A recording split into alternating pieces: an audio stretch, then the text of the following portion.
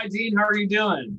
Good. Hey, Jack. Good to see you, my friend. Good to see you. We're going to give everybody just a few minutes to come on in. If you are just joining us for our overview of the Mega 1000, you are absolutely in the right place. And we are very excited to share some of T360's research with you. Dean, who is our leader overall brokerage consulting, has been looking at the report. I've been looking at the report. We've pulled some data out of there, and we're going to share it with you guys, and also just some of our observations, a little bit of the kind of what we see going on with the changing brokerage landscape. So we've got a lot to cover today. We got people coming in. Let's see. How are we coming? If this is your first time with us, welcome. It's great to see everybody. I know we've got some repeat folks coming in. There's Chip. Chat too. The chat. Make sure everyone, you have a question or want to throw out a comment. It's great to have that chat just going. Yeah. It's Paul Barron. Welcome back, Paul. It's great to see you. Randy. Lots of people coming in here. We got Tom. Tom's here. Vallacy. Long time no see. I love everybody come back in. So so if it's your first time joining us, we do this every month. We do a broker and team focused call that Dean and I will run on usually a topic of interest to if you are in management and run a brokerage, run a team. So that's what these are. This one, we are just releasing the Mega 1000 as part of the real estate Almanac. I'm going to talk a little bit about that.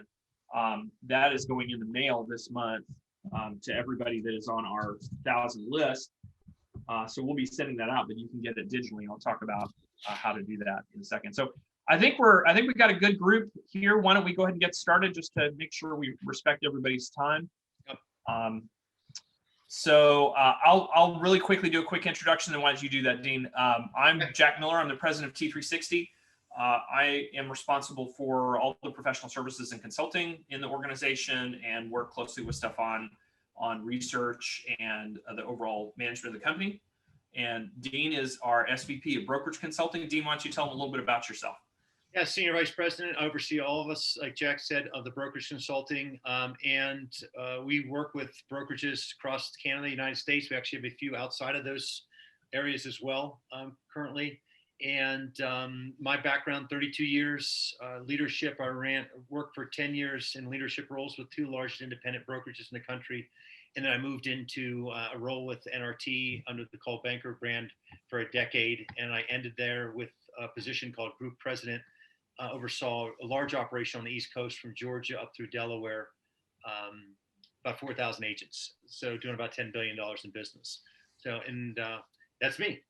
Yeah, it's great.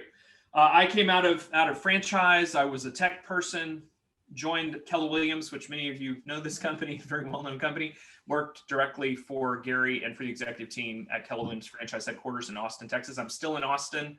Along the way, I've been in franchise ownership. I've run an independent brokerage with some partners and have been doing consulting with brokers since about 2005. Have an Inman Innovator Award under my belt for work that we did at the independent brokerage. Our brokerage was a case study for Apple, which was pretty fun. I know, Dean, you like that. Sometimes I forget to mention that. That was fun. Thumbs up. I'm like, yeah. Yeah, it's fun. It's fun. When Apple decides to make you a business case study, that's a good day. That's a good day. So, okay, here's what we want to get accomplished today. We're gonna go through some of the 2021 analysis of the Mega 1000, which is the top 1,000 brokerages in the United States. So we're going to go through that. There's a little bit, a few pieces I'll cover at first. We'll go through those first. So we've already introduced ourselves, so I'm gonna skip past that slide. So we're gonna do an overview, go through the Mega 1000. We're gonna talk a little bit about productivity analysis. This talk has a purpose, I think, for every broker or team leader here, which is to really look at the productivity of your organization versus some of the best of the best and understand some of what they're doing and what the benchmarks are. And I know, Dean, you do a lot of benchmarking with our brokers. Yep. as part of your work. So yeah, that's one of the key fundamentals is understanding top performers like the Mega 1000. What are some key areas agent growth, unit count, per person productivity, and I can rattle a bunch off, but we do benchmark those and put them in red, yellow, and green. It's always good to watch that because that allows you as a barometer. This is the way I describe it. It's like a full physical. When you go to full physical, just because maybe you have a little high blood pressure doesn't mean you're going to die. It just means you have a high blood pressure. So if you have one of those key areas out of whack, maybe it's in the red, that doesn't mean your business is going under. It just means that's one thing to pay attention to. Maybe you can make adjustments in your business strategy to help improve in that area. Yeah, and I'll talk a little bit about, you can go and look at the report itself and generate any of the productivity numbers. If you find a company and you want to compare yourself, it's very easy to do it. Well, I'll talk about how to do it. We've done some initial analysis that'll kind of broadly help everybody. But again, you can do it yourself. It's a piece of cake to go, how productive is this company on a per agent basis. So we'll talk about that. And then we're going to talk a little bit about how to utilize this with your brokerage or team, just some thinking about ways to make it applicable. So this specific webinar is just on the Mega 1000. We do the publication. This is last year's. I'm eagerly awaiting my print version of the 2021 version. This is last year. So we published this last year. The Mega 1000 is just one section out of this report. There are 1, 2, 3, 4, 5 sections in here. So there's whole sections on the executives, organized real estate, technology, the enterprise, which encapsulates the companies that own both franchise and brokerage, and then brokerage itself. So there's even more. This is just one of 5 sections. So there's more in the big report and on the website. So if you want to get the information digitally, you can just go to realestatealmanac.com, and it's all there. That's all free. It's all there. There's a really cool search tool. If you want to look for your company or your name or any of that kind of stuff, you can just use a search tool. You can find everything that's on that site about your company right there. It's that search in the upper right-hand corner. And then I will say, though, the print analysis and some of what we're going to share today, the website is mainly data focused. The print has some charts and graphs and some analysis in it. We're going to share some of those today, but the print copy has even more. So before we get into that, I want to talk about the 3 categories of lists, just so we're all on the same page, because there's some confusion. When we start ranking brokerages, sometimes people go, well, I'm confused because, RE/MAX isn't a brokerage, RE/MAX is a franchise, right? And, so there's some confusion about when we're just talking about brokerages, what are we talking about? And there really are 3 different things that we look at: holding companies, which own both brokerage and franchise; franchises, which have franchisees and actually aren't brokerage; and then purely brokerages. And I've got some diagrams just to illustrate. So holding company may have both franchises and brokerages, and within the franchises there'll be franchisees who are individual brokers, right? And the example here is Realogy, but there's many others where they have 7 franchise brands, and then they have Realogy Brokerage Group, which is actually a wholly owned run brokerage. And Dean, you were an executive in Realogy Brokerage Group, formerly NRT. Formerly NRT, right? Yeah. So that's the holding company. Just if anybody's confused, we kind of franchise company. We'll call it the company-owned stores. Company-owned stores. Yeah, company-owned stores. Franchise company is actually pretty simple. You have a franchisor, and then there is a local broker who is a franchisee. Now those local brokers would be on the list. We have a separate analysis just of the franchises, just looking at how the franchises are doing, but that's different. You don't want to mix them in with the brokers because it gets very confusing, because you're actually just looking at the local franchisees. And the examples there are very obvious. You can put any franchise brand here: Coldwell Banker, RE/MAX, whatever, where you have Keller Williams as the franchisor, and then they have franchisees. And then you have purely brokerages. Brokerages have offices, 1 or more, and have agents. So really simple. Don't need to spend a lot of time there. We put this chart. This is from the publication. I think it's a really cool chart just to help people understand. There are companies like RE/MAX and Keller Williams. Those are pure franchise companies. They have no company-owned stores per se. Not in 2020, not in the 2020 analysis. Then you have ones that are a mix. You'll see a lot of the usual suspects: Realogy, Home Services, but then some you might not be aware of, like Hanna Holdings, which is Howard Hanna. They sell franchises, so they have company-owned stores principally in the major metro markets. And then in areas that they don't want to have a company-owned store, they will sell franchises to people. And there's a number of others that are like that. And then over on the left, there are ones that are pure brokerage, Compass, EXP, all that kind of thing, where it's just they're all brokers, they don't sell franchises at all. So that's just for distinction, helping everybody. So let's jump a little bit into the brokerage analysis. So included this chart. This chart is from the section, this section in brokerage, just to give the group a picture of the size of the top 1,000 brokers. So these are the left-hand side. These are the top 1,000 brokerages. They do 52%. You see on there, 52% of all of the home sales production out of a total of 3.7 trillion. So the other side, listed under other, that is everybody not in the top 1,000. And you might ask Jack or Dean, well, how many of those are there? And there's approximately 85,000 of them. So there's a lot of them. So the top 1,000, I mean, and this is the the 80-20, the Pareto principle, kind of on steroids, where it's like the top 1,000 out of 86,000 is doing more than half of the volume. So and this actually increased year over year, didn't it?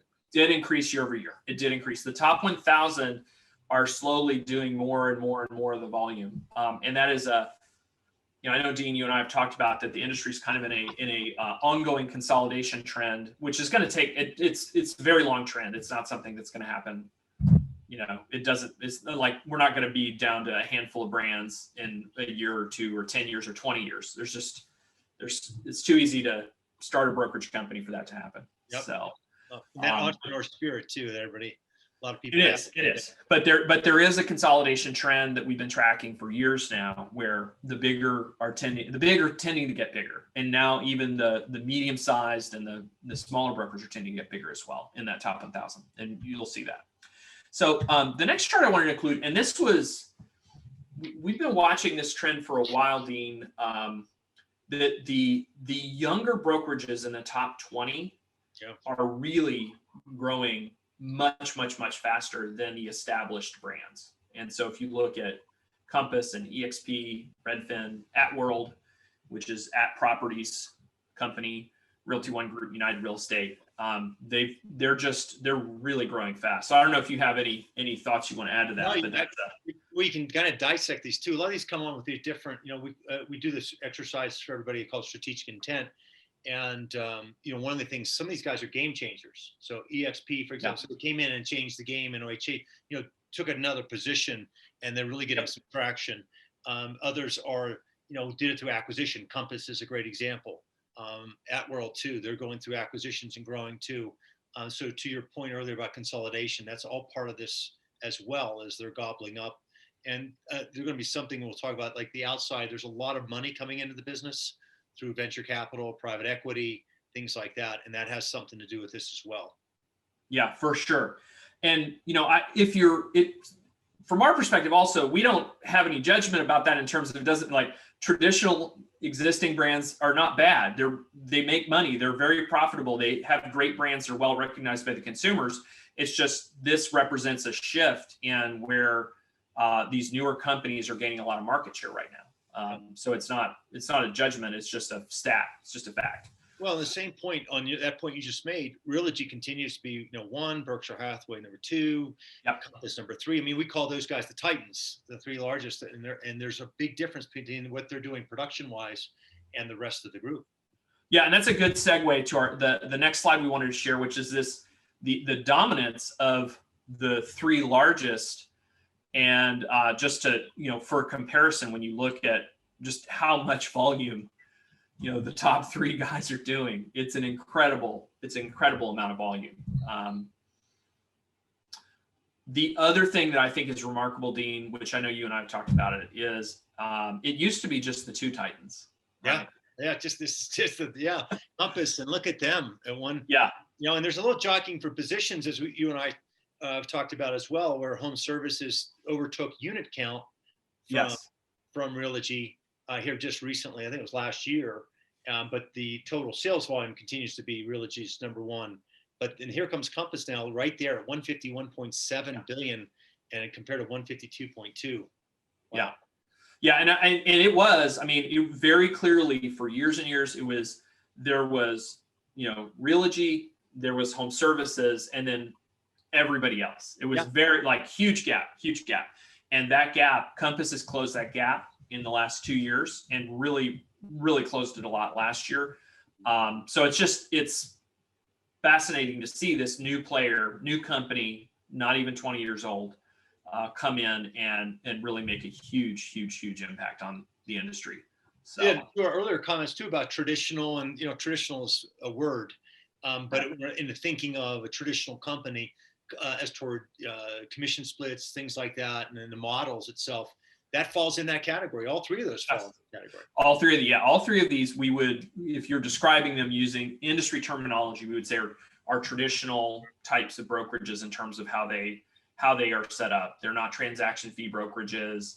They are brokerages that have a commission split schedule of some format, right? So very, very interesting. So, and we also wanted to show the other kind of ongoing, if you want to characterize it as a battle, I don't think it's a battle, but if you want to characterize it as a competition where for market share, the competition in the top 1,000 between franchise brands and independents. This stat from these stats from 2020 really tell the picture where 1/5 of the top 1,000 are independents. We've been tracking this trend where more and more of the top 1,000 are franchised affiliated brands, where there's just a lot more of those. So I don't know, Dean, you've been part of I've been part of a franchise organization, also ran an independent. Yeah. So talk to us about that. Yeah, I mean, that's something, the independents, and the franchises come with that toolbox. And this is how we describe franchises when clients or people approach us. That is a tool in the toolbox, franchise, and having that brand recognition, name recognition, tools and systems, depending on what that franchise provides. For the independent, sometimes it makes it easier in them as they move into a role of having somebody as it was described recently as a co-pilot. Someone as a co-pilot, someone who's going to look out and help out and support the business. Yep. So it's interesting to hear and see as these trends are going, more and more of the top 1,000 falls into that category. Yeah, and I think it's it's the smaller independents that are more likely to change. We have some very well-known regional independents, the John L. Scotts of the world, the Howard Hannas of the world, that will, they've maintained themselves outside of the franchise structure. And in the case of Howard Hanna, they've become a franchisor themselves, right? So, that's the thinking that a lot of the strong independents will always stay independent. So it's not that they're not, there's no destiny here. There's just stats. So there was a question, Tom Smolensky. Hey, Tom, just threw over a question. That percentage is the percentage of those organizations that fall in those buckets within the top 1,000. So yes, that's what that was. Yeah, that's correct. If they're affiliated with a franchise in there, then they're classified that way. Mm-hmm. So we say this is a franchise affiliated firm. Right. All right. So a couple more slides, and then we're going to dive a little bit deeper into the productivity piece here. So always of interest is highest sales volume per agent. This is one of the categories we keep track of. Is who is producing on a per agent basis, and just some really impressive numbers. So these are the companies that are the top of the sales volume per agent. And we actually had a flip this year. We had Remax Peak to Peak has been our leader in this category for a while, and Premier Estate Properties, we're going to talk about in a minute, which is a Florida-based company, moved to the top of this list. And we've got a little bit of a breakdown of their company that we'll get into in a couple of slides, just a little bit more information about them. But it's very impressive. I mean, any one of these, if you're at a firm and you're selling, a lot of firms, if you're selling $18 to $20 million worth of real estate, you're the top producer in that office. So just imagining an office full of 20 and $30 million producers is pretty impressive. That's the average. So, yeah. Your average. Yeah. Your average at 28 million, 36 million. Yeah. That means there's some people in some of these brokerages that are doing a lot more. They might be doing, 50, 60, 70 million in volume just on their own. So very, very impressive. Aspirational.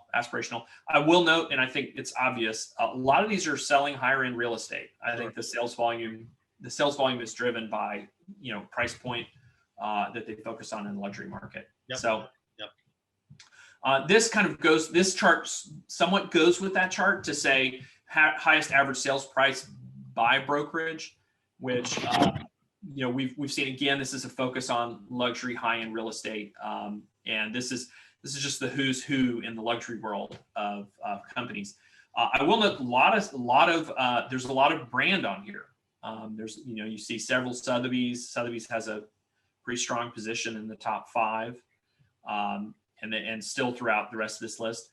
Even a few that I think are surprising, like Keller Williams, Palo Alto. Usually Keller Williams not known for high average sales price necessarily traditionally. So there's a few in here that are surprising, but a lot of Sotheby's on this list. If you see that, yeah. So good stuff. Story. New York-based company, independent. So you see in higher price marketplaces. Yeah. So let's dive a little bit into some stats on the companies that are the most in their respective categories, and just talk about where they've gotten to. So the two that are the most in multiple in at least one category, and in the case of Realogy Brokerage Group, 2 categories. Realogy Brokerage Group has the most sales by sales volume and the most agents. And I think for me, Dean, what stood out this last year was that they increased their numbers across the board. Yeah, across the board. During pandemic year, when everybody had a big dip, and obviously we went through a recovery, the market was hungry for property. Really helped Realogy's stock price. I think their stock came back over that time as well. Yeah. So they grew their lead in terms of the categories that they were already in. But so did home services. Home services grew in every category, a little bit in agents, not as much in agents, but they grew in sales volume, they grew in transactions, and maintained their transaction count lead on the list. So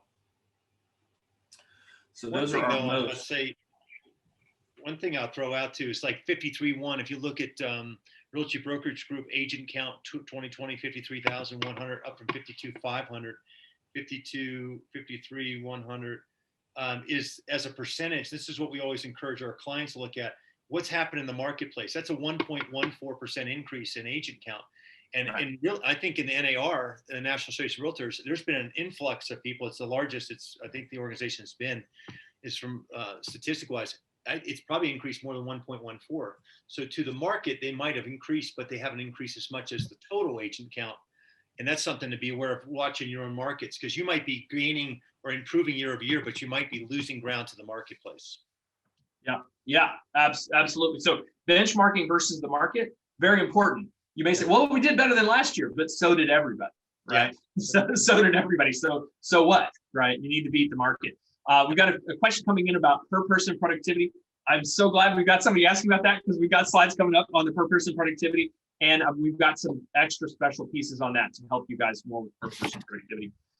So I'll move to our next slide. So this, we wanted to look at what's the minimum that it takes. What are the minimums? What are the people that have the least of something on the list? This is sort of interesting from an outlier perspective. So we looked at, well, who made it into the top 1,000 brokerages, but has the least number of agents? The least number of agents was U.S. Realty in Pennsylvania with 11 agents. So this is also for some of you, like, you don't have to have a 200 or 300 agent shop. If you have 11 agents and you're focused on selling high value properties, you can absolutely get on this list and become part of that cohort that is driving 52% of the industry sales volume. So that's a little aspiration.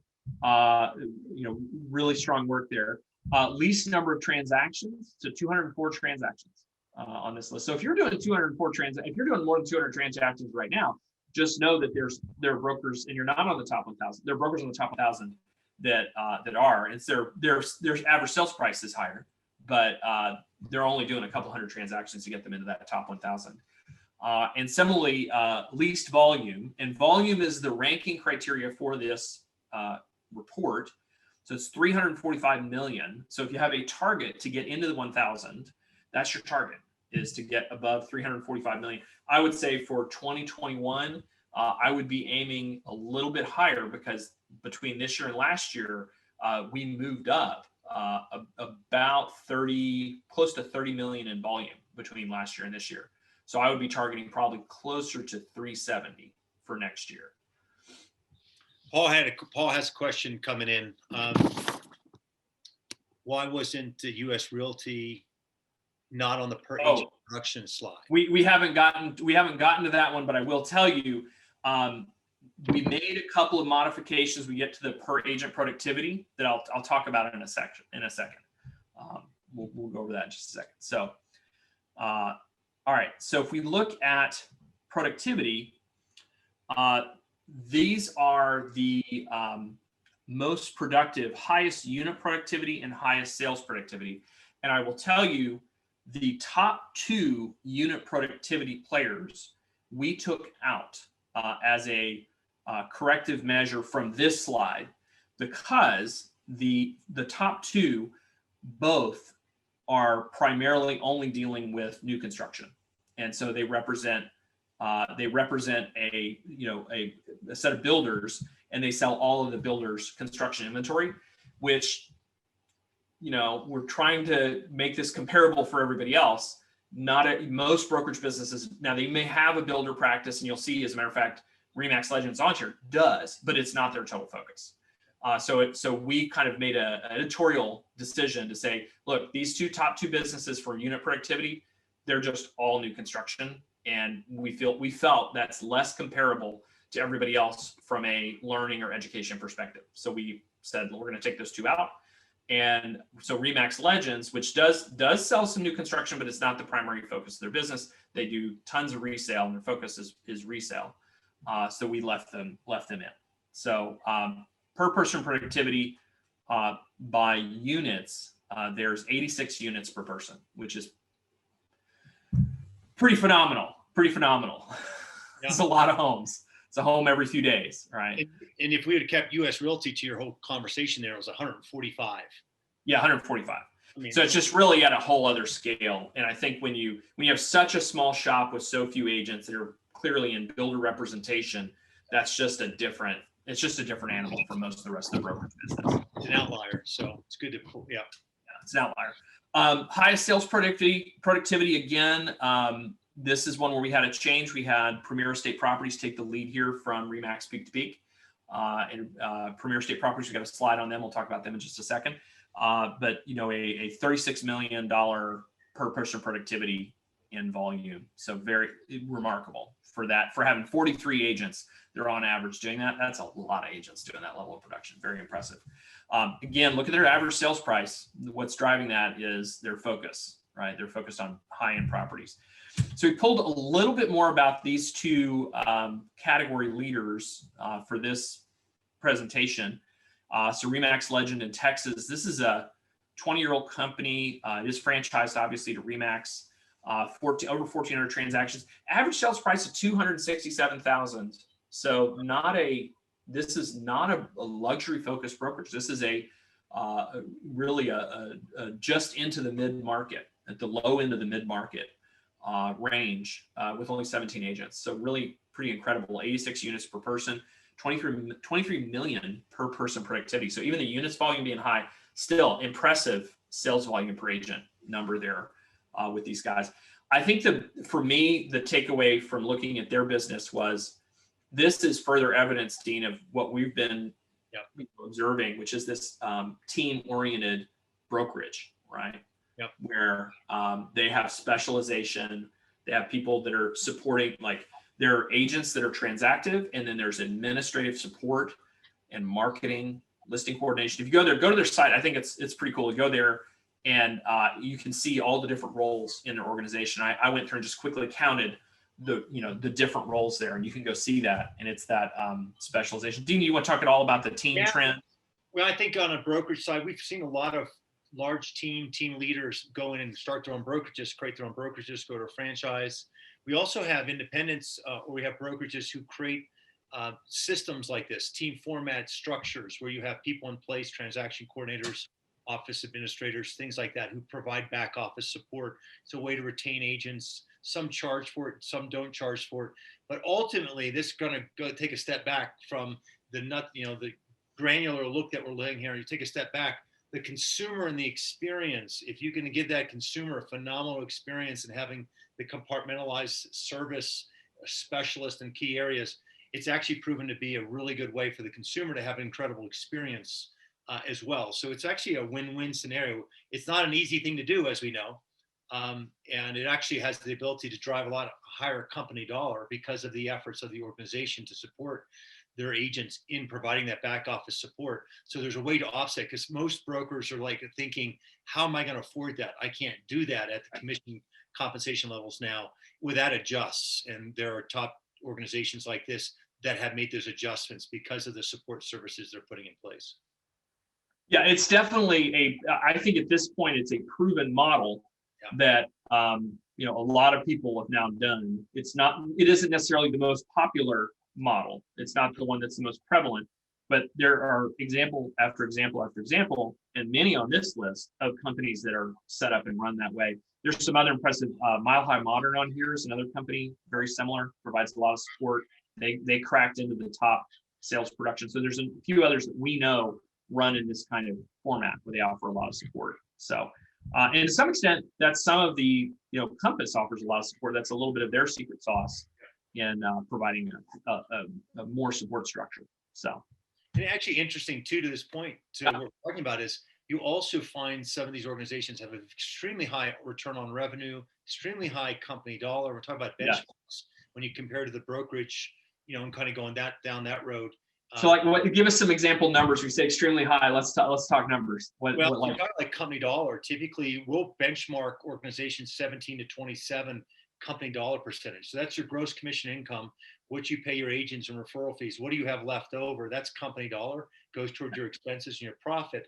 That dollar amount as a percentage of your gross commission income is 17 to 27. That's the green spot. If you go higher or you go lower with a brokerage, you're getting into a point where that's the one of few benchmarks that go high and lower with yellow and red. Yeah. The reason is because then you're not as competitive in the market. When you have brokerages that create a lot of back office support systems, transaction coordinators, things like that, the team models, or brokers who create somewhat of a model like that, what they're able to do is retain more of the money. So we get company dollar somewhere in the 60 range, not 17 to 27, closer to this 50 to 60 range, over 50%. And the ROR is coming in the mid 30s. Versus sub 7%. Single digits. Single digits. Yeah. And it's because these team brokerage type models, they really take on a lot of the business risk of generating the customers. They do. And doing the brand and the marketing. So really fascinating. I almost feel like we need to do a whole we need to do a whole webinar just on that topic, because you and I have gone deep with that in a few brokers that we've worked with. So I wanted to give the other company a little bit of airtime. This is Premier Estate Properties in Florida.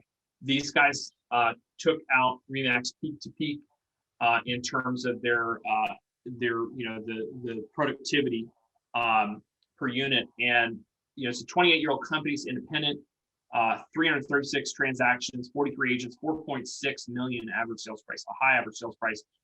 They're total luxury focused. That's the thing. That's why they're able to achieve that high sales volume per agent. Is that luxury focus? They're second in average sales price on the list. So right behind Hilton Highland, which is number one, which sells to Hollywood movie stars, LA. So they're right behind that, which I think is both a story about Florida real estate, but also about the luxury market. A little bit that. So any comments on the high end of the market? That's one thing. One thing, I guess, they position themselves there, and it's really, you live and die in the high end. So if the high end slows down, and you have, that's one. It's one great thing and benefit. And if the high end something changes, you're going to die on that sword. So that's one. It's a business decision, and they position themselves well. They're doing extremely well. So, but one thing, in my opinion, I just be careful, because now you're positioning yourself and all your eggs are in pretty much one basket. Yes, it's true. One thing I will sell, just in looking at their company, their website, check out their About the Company page. They do a great job of talking about their accomplishments and some of the, they got a video. They got some good stuff there. So they're doing some nice online marketing for themselves there. So that's that. So that's just a little profile of a couple of companies. I think in future sessions, we're going to add more of these. I think really fun to like dig into individual companies that show up on the list or that overperform. Dean, you had a couple of companies that really moved around on the list that I didn't include in my slide deck here, but why don't you talk to us about those? Because I think you had a couple. There's corporate. Yeah, I looked at the top 50. Yeah, go ahead. Yeah, I was looking at the top 50. I was looking at the top 50, the biggest movers that moved into the top 50. And we had one company go from 135 up to 18. That was United Real Estate. They hit 8 billion, 27,000 units, 7,200 agents. And then the other big mover, that was the biggest mover by your number, 135 to 18. The next biggest mover was 124 to 30. So 124 to 30, that was Corcoran Global Living. They hit 6 billion, 6,200 units, 1,500 agents. Most of the other ones, when you look at a comparison year over year, like the top 10, for example, the top 10 stayed exactly the same in that the same 10 companies. The only ones that switched positions was William Ravis and HomeSmart. They switched from 9 and 10. They kind of went, William Ravis went to 9 and HomeSmart went to 10. Other than that, everybody's the same place they were the prior year. And that's the case. You see some movement as you go through the top 50. These two organizations, though, jumped in from way back in the, in the back rafters, and they've moved into the top 50. Yeah, that tells you to keep an eye out for both of those companies because they're probably not done. Yeah. They've got some momentum, some real momentum. They're getting traction. Yeah. And Corcoran Global Living is a Corcoran franchisee that has been doing they did some significant acquiring, which is how they've been growing so quickly, but that's legitimate. I mean, you can grow via acquisition. That isn't cheating. That is a fair game. That's a fair game. So let's talk a little bit about how to use the Mega 1000. And, Dean and I work a lot with brokers on benchmarking and performance. And there's an additional benchmark that we created just for this talk, really, and for our clients, which say, this is great. I see these luxury companies. I'm not like them. I'm not in New York. I'm not in Florida. I'm not, all that kind of stuff. So how can you look at this list a little bit differently? So we've done an analysis every year to look at productivity by segment to help our clients kind of get more of a handle on average per person productivity based on price point, which again, there's a lot of different ways to slice this data. You can regionalize it, you can do lots of different things, but at least by price point is a pretty consistent metric that we could work with. And so we're sharing this to help the brokers on this call look at their own business, maybe from the perspective of businesses that sell homes that are similarly priced to the ones that I sell or that my agents sell. So, and then there's some notes here. You can see the green with the arrows up. Those are all increases. So if you look at the striving market, we saw last year per person productivity of 13.7. In 2020 it was 14.2. So they're selling more units. And we saw an increase from 2.6 to 2.8 million in sales volume in the below up to 225,000 sales price demographic. So 119 firms in that demographic. So there's kind of a broad middle. This is a classic bell curve where you see, there's a little bit more than 100 firms on the low end, about 83 firms on the high end. It's a classic bell curve. There's a nice big fat middle there. And that's how we assembled that distribution curve originally, was based on a bell curve. Mid-market saw a slight pullback in per person productivity units. I don't know that we have a story there other than that the mid-market just not quite as many transactions in the firms that fall in that range. Not a big pullback, that's not huge, but a little pullback there. And they held steady at per person productivity in volume, which means probably, for my mind, means the sales prices. We saw this last year. There's a lot of appreciation. So homes appreciated, probably a competitive, tough market in that middle market. A lot of people struggle to get deals closed. So we spent a lot of time fighting over multiple offers and still one deal happened. So I don't know, Dean, do you have any thoughts about that mid-market, about the little pullback on units? Yeah, it's interesting. And that's the only red that we see is that mid-market. and the flat line too on the per person volume level too. So that's to your bell curve. I seem like the low and the high are moving in good directions, and that middle is kind of struggling a little bit. Yeah, yeah. So we're going to keep our eye on that, but I really think it's probably due to the dynamics in the mid market with the pandemic and not being enough inventory. And I think if there's more inventory, there probably would have been more sales, because there are definitely people that were looking and couldn't find, had to fight over what was available. And luxury is up in both categories, went 5.4 per person units to 5.8, 6.4 to 7.5 in volume. So those moved up as well. So the way to use this in your own business is, you fall into one of these categories. So you could just use these per person productivity to look at your own sales force and do your own comparisons and determine, how you're doing in your particular area. You can also do some more analysis, which we'll talk about next, which I've got a slide on how to think like T360 about this. So these are some additional things you can do, is benchmark your local company versus similar companies on the list. We've given you a price point mechanism to do that in the prior slide. So you can definitely do that.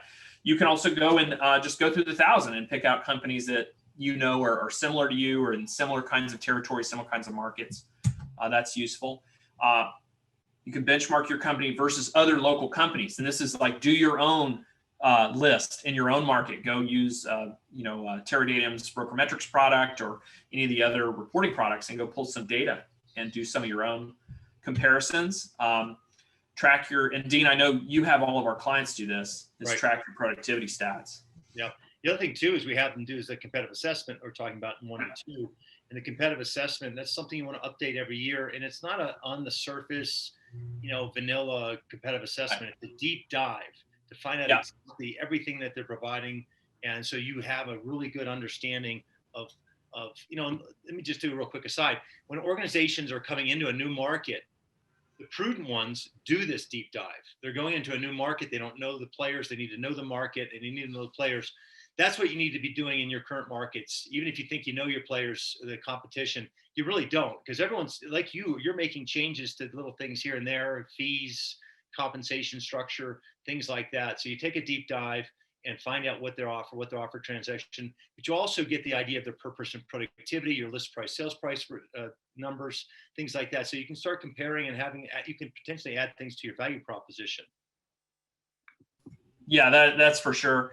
And that kind of feeds into my next point here, which is to go deeper with MLS data on your listings, your time on market, your list to sell price. So we don't get into that in the Mega 1000 report because that would require access to all this MLS data. It's just a bigger exercise. We would love to do it, but then this report would explode from being the 500 pages as it is now to being a 1,000 page or 1,200 page report. It's just too much. Now with our clients, we do that work with them, and like Dean describes with the competitive analysis, go deeper there. And I think the last piece here is to compete on the results. I mean, I think that I know, Dean, you and I do a lot of work with brokers, and many times they'll come to us and say, I'm getting out competed on my commission plan, or I've got somebody that's taking my agents.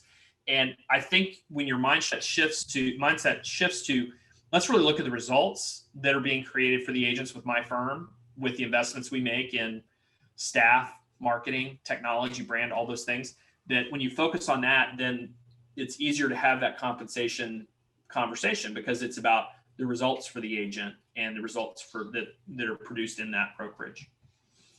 Sometimes people's perceptions, of course, it's the reality.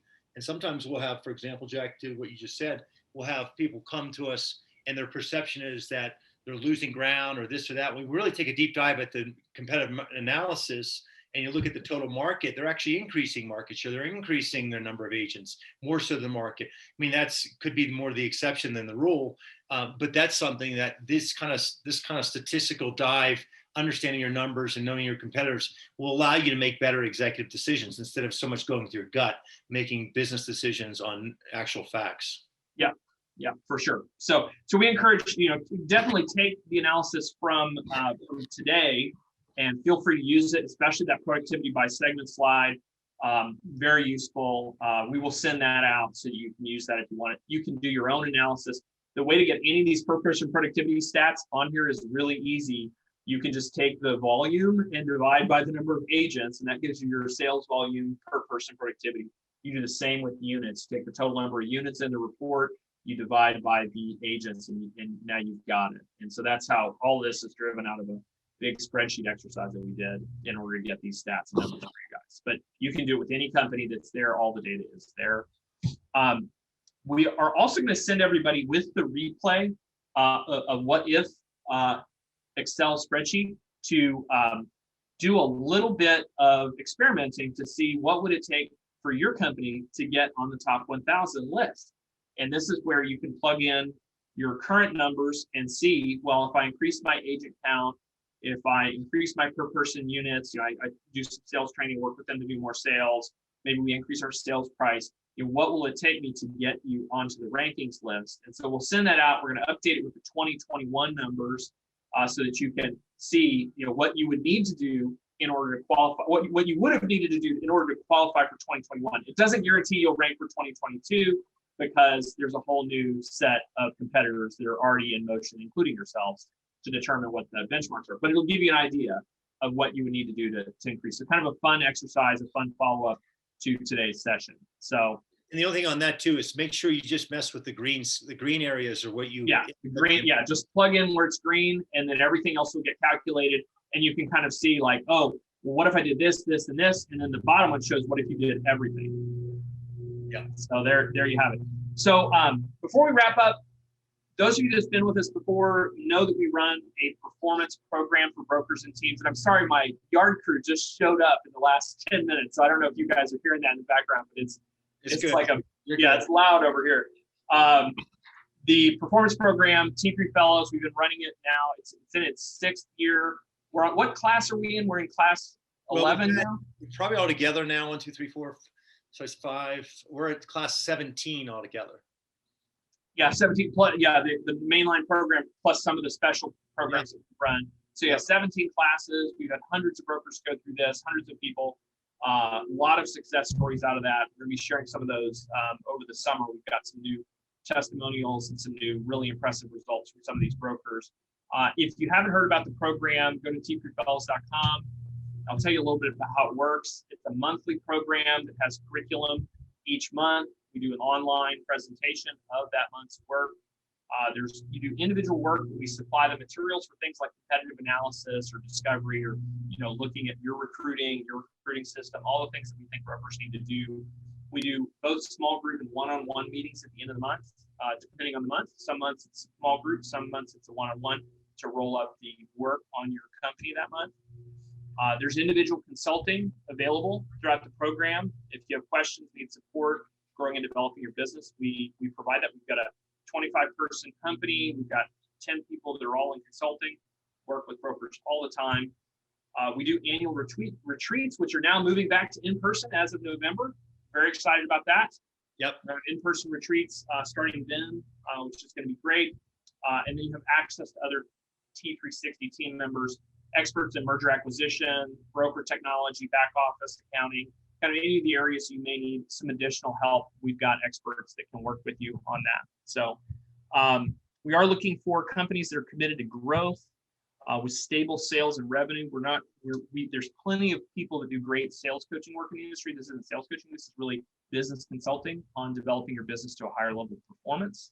So we deal with everything. We deal with everything except directly coaching you on sales. And again, there's grades in that category for if you just need sales coaching. This is all about building and developing the brokerage or the team business. So if you are interested in the program, encourage you to go and take out an application. We'll review it and do an interview with you to see if the program is a good fit. We don't get hundreds of people in this program. We're really looking for small groups of probably 8 to 15 brokers and team leaders at a time to go through the program. So we're looking for people that are ready and are going to actually be able to do it. We'll accept it or recommend other action. And then we just ask for a personal commitment. It is a monthly contract. If for some reason it's not a fit for you or not a fit for us, we'll let you know. All that happens pretty rarely. Go to t3fellows.com for more information and questions. If this was good content for you today, this is the kind of material we work with in the program. It's pretty high level. It's designed to make an impact, and will challenge your assumptions about your business. Dean, any closing thoughts on T3 Fellows before we roll out? Well, there's some things going on in the chat. I really thank those that are putting messages in the chat window about the program itself and how it impacted their business. It's a real pleasure working with broker owners. We have the benefit of working with a lot of different brokerages, a lot of different models. And we've also run very large operations ourselves. So it's kind of have that catchphrase, that little logo, we've learned from those that have actually gone in the path ahead of you. So depending on what size you are, we have organizations that are in the $1 billion range that are well on this Mega 1000, down to the brokerages who are not in the Mega 1000 who want to get on the Mega 1000. So it's really growth-minded brokerages who want to grow. I encourage you to fill out the application, go to T3 Fellows, check it out. We've got a lot of stuff there that will lay out the program, and then fill out the application or email me directly at dean@t360.com if you want to schedule time, talk about the program, hear more about it. I look forward to hearing more about your business and then seeing if the Fellows is a good fit. Yeah, just as a reminder, if you are in the Mega 1000, if your brokerage is in there, we are sending you a complimentary copy of the print version. So you will be getting a print version of this if you're in the Mega 1000. Those have been queued up. I think are being mailed out right now. So you'll see that. And again, it has some additional analysis, some really good charts and graphs and pieces in there for you. It's also available for purchase at t360.com under publications. So you can go find it there if you'd like to buy a copy. But if you're on the Mega 1000, then you will get a copy as a complimentary gift from T360 to you. So with that, I just want to say thanks everybody for coming out. Thanks everybody from our clients that have been commenting and adding some flavor into the chat. We appreciate the testimonials and you guys being great clients. So we look forward to everybody next month, and y'all have a great rest of your week. Yep. Thanks, Jack. Thanks everybody. Take care. Bye. Bye.